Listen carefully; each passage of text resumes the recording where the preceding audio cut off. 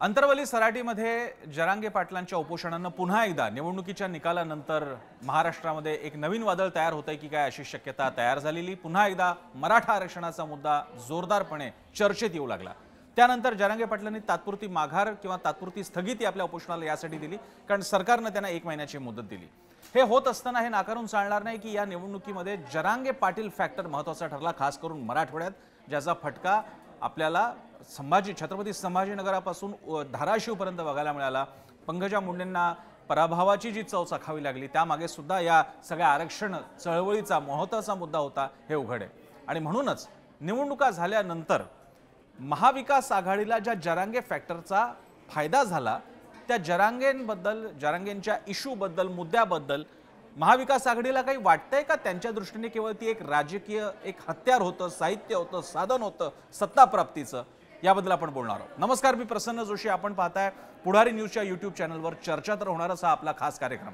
आणि आज आपण जरा वेगळ्या फॉर्मॅटमध्ये ही चर्चा करणार आहोत, शब्दशः चर्चा करणार आहोत, कारण आपल्यासोबत आहेत मराठा आरक्षणाचे अभ्यासक, मराठा आरक्षणासाठीच्या समन्वयकांपैकी एक ज्येष्ठ अभ्यासक बाळासाहेब सराटे पाटील, आणि त्यांच्याबरोबर आपण संवाद साधणार आहोत की जरांगे फॅक्टर जो मुळात का तयार झाला, कारण सत्ताधाऱ्यांकडून त्यांना प्रतिसाद मिळत नव्हता। मग तसं असेल तर जे विरोधक आहेत, जे उलट म्हणतात जरांगे पाटलांचा ऐका, मागण्या पूर्ण करा, ती मविया म्हणजे शिवसेना, राष्ट्रवादी काँग्रेस शरदचंद्र पवार, शिवसेना उद्धव बाळासाहेब ठाकरे आणि काँग्रेस करतंय तरी काय, हाच मुद्दा आहे। आणि हा खरं तर सराटेंनी सुचवलेला मुद्दा आहे। आपल्यासोबत आहेत बाळासाहेब सराटे। सराटेजी, आपलं स्वागत आहे आमच्या पुढारीच्या या चर्चेत होणाऱ्या या कार्यक्रमात। नमस्कार।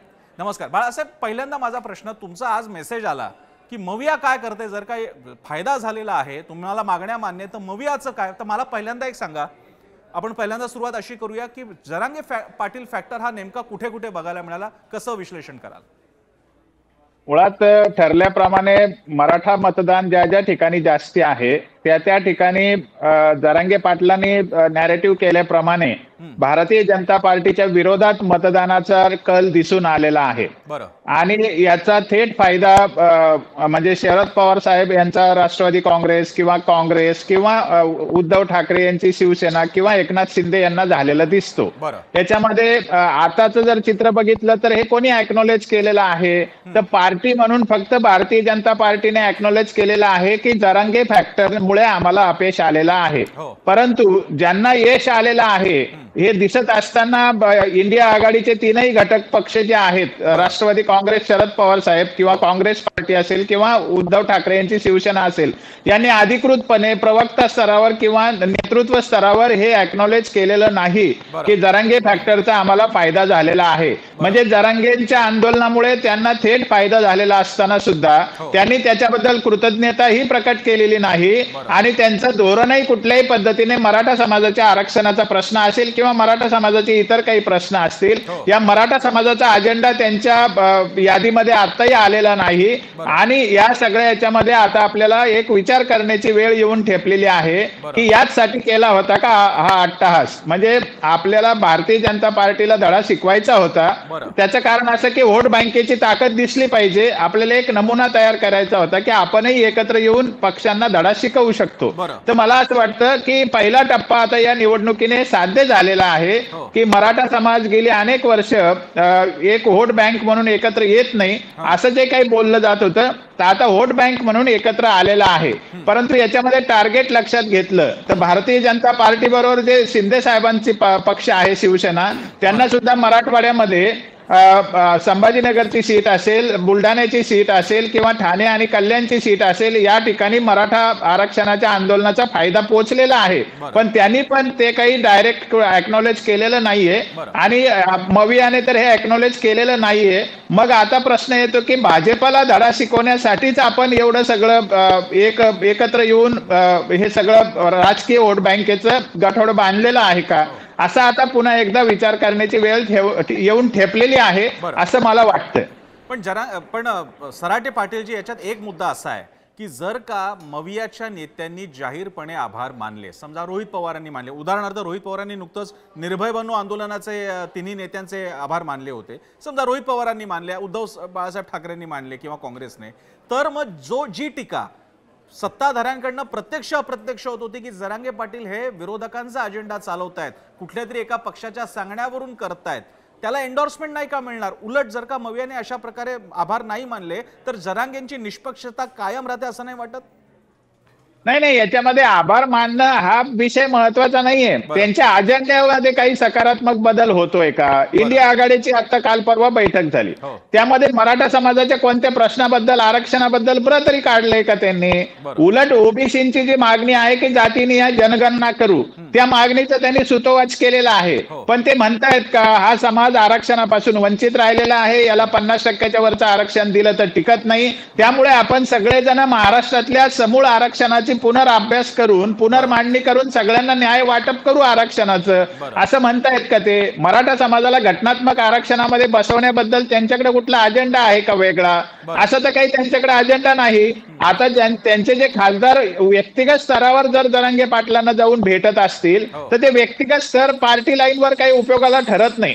ते कुठल्या तरी तुम्ही मर्यादा वाढवा, आणि भाजप सरकार केंद्रामध्ये आहे त्यांनी मर्यादा वाढवली पाहिजे अशी टीका करून काही प्रश्न सुटणार नाही. समजा मर्यादा जर भाजप सरकारनेच वाढवायची असेल तर मविया महाराष्ट्रामध्ये सरकारवर आणून काय फायदा काय होणार आहे मराठा समाजाला? त्याचा काही फायदा तसा होणार नाही. कारण ते मराठा आरक्षण हा प्रश्नाला सोल्युशन देण्याच्या दृष्टीने किंवा मराठा आंदोलनाची जी धग आहे ती कमी करण्याच्या दृष्टीने त्यांच्याकडे सकारात्मक असा काही अजेंडा नाहीये किंवा त्यांनी तसा तो प्रकट केलेला नाहीये. हे दुःखाचा विषय आहे. याचा पुनर्विचार करण्याची वेळ आलेली आहे असं मला वाटतं. सराटे पाटील, याच्यात एक मुद्दा मला आजच बातमी मी वाचली, जयंत पाटलांनी जाहीर कार्यक्रमात म्हटलेले आहे की आम्ही जी जर का सत्ता आली तर जरांगे पाटलांच्या मागण्या पूर्ण करणार.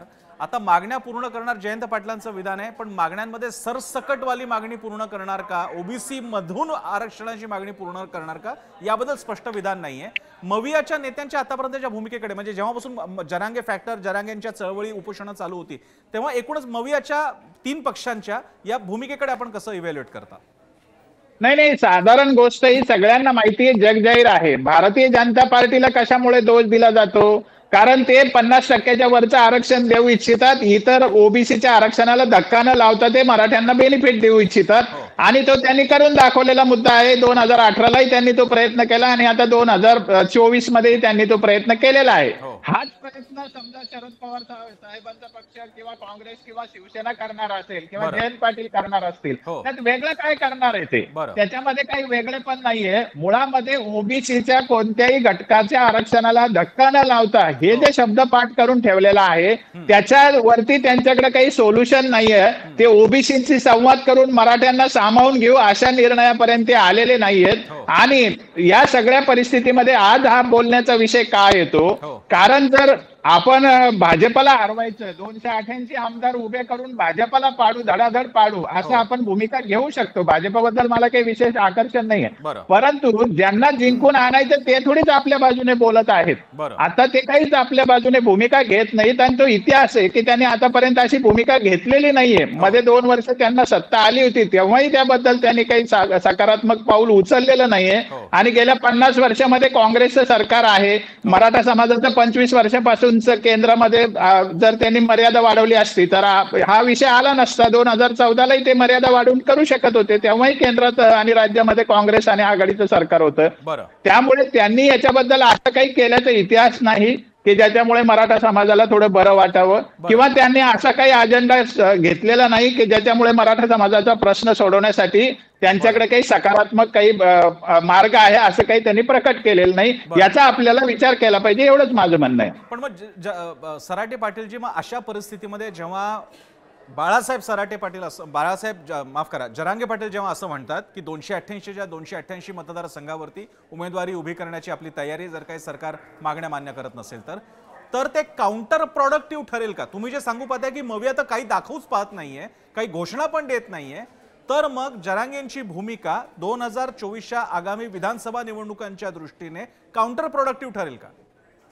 मला हेच स्ट्रेस आउट करायचंय, याच्यावरच लक्ष वेधायचं आहे की एकीकडे आपण भारतीय जनता पार्टीच्या नेतृत्वातली महायुती बघतोय, एकीकडे शरद पवार साहेबांच्या नेतृत्वाखाली महाआघाडी बघतोय. ह्या दोन्हीला जरी आपल्याला रिॲक्शन द्यायचं असेल किंवा दोन्हीला जरी आपल्याला एका धडा शिकवायचा आहे, कारण दोन्ही आपल्यासाठी सारखीच भूमिका घेत आहेत.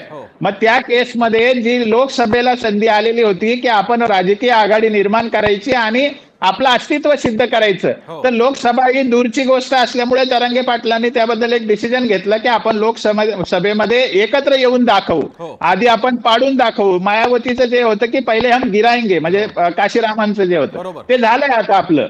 आता माझं हेच सांगणं आहे की जर आपल्याला खरंच काहीतरी अस्तित्व निर्माण करायचं असेल तर आज संक्रमण अवस्था आहे महाराष्ट्रामध्ये. हो. आज भाजप असो की कोणताही पक्ष असो, असा एक मुस्त असा कुठेही महाराष्ट्रात तो प्रस्थापित दिसत नाही. हो. अनेक शक्ल झालेली आहे. आज अस्थिरता आहे, संक्रमण आहे. या काळामध्ये आपण जर चांगला पर्याय जर जरांगे पाटलाच्या नेतृत्वाखाली उभा करू शकलो, एक व्यापक अजेंडा घेऊन ज्यामध्ये मराठा समाजाच्या हिताचा पण अजेंडा असेल बरोबर. आणि याच्यामध्ये जर आपण एक चांगला शेतकरी विकासाचा, विभागीय विकासाचा किंवा अन्य व्यापक अजेंडा घेऊन बरोबर. जर एक पक्ष स्थापन केला हो. आणि जे काय आपण 288 मतदारसंघामध्ये उमेदवार उभे करू इच्छित आहोत ते याला आर्थिक प्रश्नाची झालर सुद्धा आहे की बरोबर. सगळ्या समाजाचे आर्थिक प्रश्न आहे. हो. ते एक नव्या दमाचा पक्ष आणि नवीन युवकांचे आघाडी जर आपण उभी केली, एक राजकीय आघाडी, हो. तर याचा लॉंग टर्म मध्ये, दीर्घ काळामध्ये मराठा समाजाचे प्रश्न सोडवायला, शेतकरी समाजाचे प्रश्न सोडवायला आणि जे 95% असंघटित कामगार किंवा आर्थिक दृष्ट्या सप्रेस्ड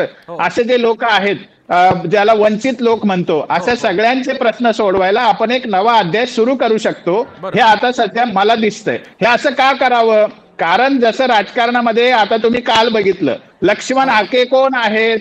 तर ते शिवसेनेचे प्रवक्ते उद्धव ठाकरे गटाचे, ते शरद पवार साहेबांच्या कॉन्टॅक्ट मध्ये आहेत. पण ते कुठेतरी वडीगोद्रीला जाऊन पुण्याचा माणूस तिकडे उपोषणाला बसतो बरं. आणि सगळेच्या सगळे ओबीसी फॅक्टर त्या ठिकाणी येऊन त्यांना शक्ती देतात. मुंडे फॅमिली असेल, भुजबळ असेल, शेंडगे, सगळे तिथे जाऊन त्यांना शक्ती देतात. हो. का? तर राजकारणामध्ये त्यांचं अस्तित्व आहे. मग मराठ्यांचा अजेंडा घेऊन मराठ्यांचं अस्तित्व दाखवण्यासाठी बरं. राजकारणामध्ये एक आघाडीची गरज आहे. ती मेटे साहेबांच्या माध्यमातून होती, कमकुवत का असेना, ती आता दुर्दैवाने राहिलेली नाही. हो. तर जरांगे पाटलाच्या नेतृत्वात असा एक राजकीय पक्षाचा मार्ग जर स्वीकारला बरं. आणि जर निवडणुकीला सामोरे गेले तर बरं. मला असं वाटतं काहीतरी करून दाखवण्याची ऐतिहासिक संधी घ्यायला पाहिजे बरं. आणि तोच एक मार्ग आता मला दिसतोय. मला सराटे पाटीलच्या याच्यातला एक मुद्दा असा, आपण एक म्हणजे थोडक्यात आपण म्हणताय की जरांगे पाटील यांच्याद्वारे स्थापित असा कुठला तरी पक्ष, माझ्या दृष्टीने कदाचित शिवबा किंवा तत्सम काहीतरी नाव सुद्धा असेल कारण त्यांची संघटना होती, असा पक्ष आल्यानंतर सरळ सरळ आपल्याला 3 रंगी 4 रंगी लढती आपल्याला बघायला मिळतील. मुळात महाविकास आघाडी, मग महायुती, त्याच्यामध्ये पुन्हा जरांगे पाटलांचा पक्ष. मी पुन्हा आपल्याला म्हणतोय याचा एकतर फायदा होईल तो कुणाला होईल, तर साधारण मानलं जातं की मवियाला होईल. पण तुम्ही तुमच्या आत्ताच्याच विश्लेषणामध्ये म्हणाला की मवियाची तर काही भूमिका स्पष्ट होत नाही की तुम्ही ओबीसीच्या आत सरसकट 50% आत वाला आरक्षण देताय का? मग तुमचा हा पक्ष उभा करायचा, त्याच्यात तुम्ही किती निवडून येणार याचा एस्टिमेट मला माहित नाही, तुम्हाला किती जागांची अपेक्षा आहे, आणि फायदा झाला तर मवियाला होईल, ज्याच्याबद्दल तुम्हीच म्हणताय की यांच्याकडे शब्द नाही, तर मग गणित जुळवायचं कसं?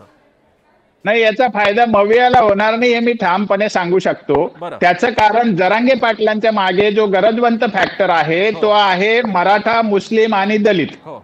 आणि हा फॅक्टर एकत्र आलेला आहे ऑलरेडी. ही छुपी युती झालेली आहे, त्यात काही शंकाच नाहीये. आणि हा फॅक्टर जर जरांगे पाटलांच्या मागे उभा राहिला, त्यात बलुतेदार आहेत किंवा अन्य काही घटक आपल्याला जोडले जाऊ शकतात, प्रदेश आणखी काही नवीन जोडले जाऊ शकतात.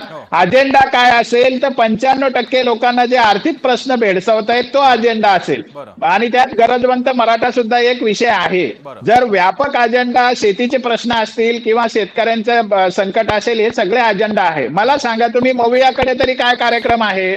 मवियाकडे या विषयाचा काही कार्यक्रम नाहीये. त्यामुळे मवियाचा जो मतदार घटक आहे, दलित आणि मुस्लिम, हा घटक जरांगे पाटलांशी जर येऊन भिडला तर मग दलित, मुस्लिम आणि मराठा यांची जी आघाडी बनणार आहे ही सायझेबल आघाडी बनते. त्यामुळे या दोन्ही पक्षांना आपण बाजूला ठेवून निदान आपलं राजकारणात मोठं अस्तित्व सिद्ध करू शकतो आणि आपल्याला व्हॉइस मिळू शकतो. भले कदाचित मुख्यमंत्री जरांगे पाटील होणार नाही, पण एक पार्टनर होऊ शकतात. आपल्या अजेंड्यावर चालण्यासाठी एक मोठा आपल्याला आवाज मिळू शकतो विधान भवनामध्ये, आणि एक राजकीय अस्तित्व निर्माण झालं तर दीर्घ काळामध्ये याचा मराठा समाजाचे प्रश्न सोडवायला फायदा होईल. सराटे पाटीलजी, जसं तुम्ही म्हणाला की अगदी मुख्यमंत्री होणार नाही पण पार्टनर हो असा तुम्ही शब्द वापरला, जो अगदी योग्य आहे, पॉलिटिकली करेक्ट आहे. म्हणजे मग त्या पार्टनर समोर मविया की महायुती असे दोन्ही ऑप्शन ओपन असणार?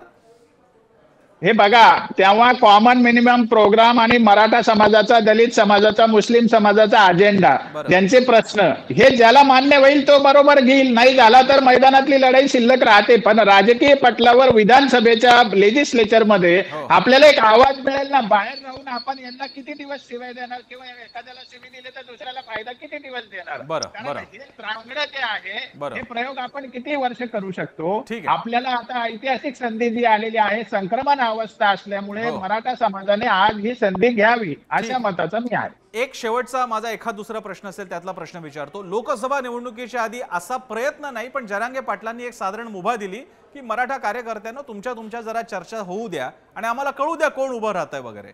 आणि त्यावेळी मी चुकत नसेल तर सराटेजी, तुमच्या संभाजीनगरामध्ये वाद कसे झाले होते, बखोटे कशी पकडली गेली आणि किती भांडणं झाली उघड्या डोळ्यांनी सगळ्यांनी बघितलेली आहेत. जर का आता असं खरंच एकदा जरांगे पाटील म्हणाले आता 288 काही नाही तर अख्खा मराठवाडा उमेदवार उभे करायचे म्हटलं, तर मग सिलेक्शनचं काय करायचं? कारण नेमक्या याच कारणामुळे जरांगे पाटलांनी लोकसभे आधीची आपली भूमिका आवर्ती घेतली होती, भांडणं झाली होती त्यावेळी बैठकीमध्ये. मुळात आपण त्या भांडणाला एक जनरलायझेशन करावं असं काही ते भांडण नव्हतं. ते व्यक्तिगत स्तरावर प्रासंगिक त्या ठिकाणी काही घडलं असेल त्याची माहिती मला आहे. बरं. मूळ मुद्दा लक्षात घ्या की जेव्हा पार्टी बनते, जेव्हा त्याला एक संघटनात्मक आकार येतो, तेव्हा तिथे धोरणकर्ते निर्माण होत असतात, त्याचे काही निकष ठरतात आणि ते प्रत्येक मतदारसंघामध्ये त्याचं काही पाहणी केली जाईल, त्याचे काही निकष लावले जातील आणि पार्टी म्हणून जो उमेदवार दिला जाईल तो अधिकृत उमेदवार असेल, जो त्या पार्टीने दिलेला नसेल तो अधिकृत उमेदवार नसेल. लोकशाही प्रक्रियेमध्ये आल्याशिवाय ही शिस्त लागणार नाही ना. माझा हाच आग्रह आहे की जरांगे पाटलांकडे 2 मार्ग आहेत. त्यांनी स्वतः पार्टी उभी करून, संघटना उभी करून केजरीवालांच्या स्टाईलने एक इलेक्शनला सामोरं गेलं पाहिजे. हा एक मार्ग आहे. पण समजा ते म्हणत असतील की राजकारण हा माझा प्रांत नाही, त्यांनी बाळासाहेब ठाकरेंसारखी भूमिका घेऊ शकतात नियंत्रकाची आणि ते उमेदवार उभे करून राजकीय आपलं अस्तित्व निर्माण करू शकतात. काहीही असलं तरी मी इतक्या तातडीने काय याच्याबद्दल बोलतोय, कारण विधानसभेला आता दिवस खूप कमी आहे. संघटना बांधणीला एखादा महिना जाऊ शकतो, उमेदवार चाचपणीला एखादा महिना जाऊ शकतो, तर आपल्याला तेवढा वेळ राहावा म्हणून आधीच याच्याबद्दल बोलायला सुरू केलेलं आहे की याच्याबद्दल जर विचार काही असेल आणि खरंच मराठा समाजाचं अस्तित्व दाखवायचं असेल आणि इतर पक्षाला नुसता फायदाच पोहोचवायचा नसेल, तर मग ही ऐतिहासिक संधी आहे, ती आपण लवकरात लवकर घ्यावी आणि एक राजकीय आघाडी उभी करावी अशा मताचा मी आहे. माझा शेवटचा प्रश्न सराटे पाटीलजी, पत्रकार असल्यामुळे थोडा तिरका अर्थातच वेगळ्या प्रकारे डोकं काम करतं आणि तसा प्रश्न येतो. अशा प्रकारे जरांगे पाटलांचा जर का पक्ष आला तर ते उमेदवार अर्थातच मराठा मुख्य अजेंडा, मराठा मुस्लिम दलित जरी आपण म्हणत असला तरी प्रामुख्याने मराठा आरक्षण आणि बाकीचा विषय असल्यामुळे बहुसंख्य उमेदवार मराठा असतील, जे मवियाच्या मराठा उमेदवारांना काउंटर प्रोडक्टिव्ह ठरतील. परिणामी ओबीसी कॉन्सॉलिडेशन होऊन बीजेपी प्रणित महायुतीला फायदा होईल असं वाटत नाही का? नाही, मुळामध्ये आता बीजेपीला जी मतं मिळायची ती फिक्स मतं आहेत. त्याच्यामध्ये मराठा समाजाचा प्रभाव दिसायचा तो ऑलरेडी दिसलेला आहे. तुम्ही मवियाची मतं खाणार नाही का? माझा साधा प्रश्न आहे, मवियाची मतं नाही का खाणार तुम्ही? आम्ही या 3 घटकांच्या बरोबर जे आणखी जोडले जातील त्यांचा अजेंडा घेऊन चालणारे, म्हणजे आमच्याकडे दलित लोक उभे राहतील, मुस्लिम लोक उभे राहतील, धनगर समाज आला तर ते लोक उभे राहतील, बलुतेदार आला तर त्यांनाही काही प्रतिनिधित्व असेल. हे जरांगे पाटलांनी जाहीर केले ते मी सांगतोय, मी काही त्यांचा मार्गदर्शक नाहीये. मुळामध्ये हे सगळं त्यांनी प्रकटपणे सांगितलेलं आहे की आम्ही सर्वसमावेशक पार्टी बनून सर्वसमावेशक प्रतिनिधित्वाची घोषणा करणार आहोत. हे जर त्यांनी केलं तरच 288 जागावरती उमेदवार देऊ शकतात आणि ते काउंटर प्रोडक्टिव्ह समजा 80% मवियाला होणार असेल तर 20%, 50%, काही टक्के महायुतीला सुद्धा होईल ना. मुळामध्ये सगळ्यात फायदा त्यांना पोहोचेल आणि यांना पोहोचणार नाही असं काही नाही. आणि पोहोचत असेल तर लोकशाही प्रक्रियेचा अवलंब केला पाहिजे, याला काय काही रे, जे आहे ते नंतर ठरेल ना. अर्थात सराटे पाटीलजी, लोकशाही तो प्रत्येकाला अधिकार आहे आणि शेवटी शक्ती अशाच प्रकारे दाखवावी लागते. शेवटी मतपेटीतली शक्ती, मतदान यंत्रातली शक्ती खरी शक्ती. त्यामुळे सराटे पाटीलजी, आता तुमचं म्हणणं जरांगे पाटील मनावर घेऊन तसं प्रत्यक्ष करतायत का? कारण त्यांनी विडा तर उचललेला आहे की यावेळी आपण दाखवणार आहोत विधानसभेमध्ये. आणि सराटे पाटीलजी, आपलं याबद्दल यापूर्वी प्रत्यक्ष सुद्धा बोलणं झालं होतं की आतापर्यंत मराठ्यांच्या चळवळी झाल्या, पण आता प्रत्यक्ष संघटित त्याला पक्ष स्वरूप देण्याचं आणि माणसं प्रत्यक्ष उभी झाली पाहिजेत अशी आपण अपेक्षा खासगीमध्ये सुद्धा बोलताना व्यक्त केलेली आहे. बघूया ते प्रत्यक्षात येते का. पण दरम्यान सराटे पाटीलजी, आपण वेळ दिला आणि काही वेगळे मुद्दे मांडले, काही वेगळी समीकरणं मांडली, त्यासाठी खूप आभार. चर्चा तर होणारच. या पुढारी न्यूजच्या युट्यूबवरच्या खास कार्यक्रमात आपण पाहत होता बाळासाहेब सराटे पाटील, जे मराठा आरक्षण समन्वयक आणि विचारवंत आहेत, त्यांची ही मनोगत. इथेच थांबूयात, मात्र पाहत राहा पुढारी न्यूज.